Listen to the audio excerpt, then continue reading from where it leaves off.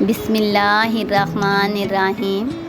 السلام علیکم ورحمۃ اللہ وبرکاتہ۔ آئیے دعا کرتے ہیں۔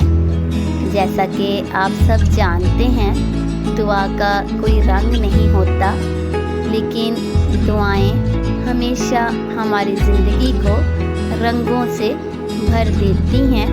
تو خوش قسمت ہیں وہ لوگ جن کے لیے دوسرے لوگ دعائیں کرتے ہیں۔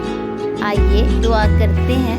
اللہ تعالیٰ حضور صلی اللہ علیہ وآلہ وسلم کا صدقہ، میدان کربلا کی ہواؤں کا صدقہ، اللہ تعالیٰ حسین ابن علی کے خون کا واسطہ ہماری زندگی پردہ پوشی والی کرے، آمین۔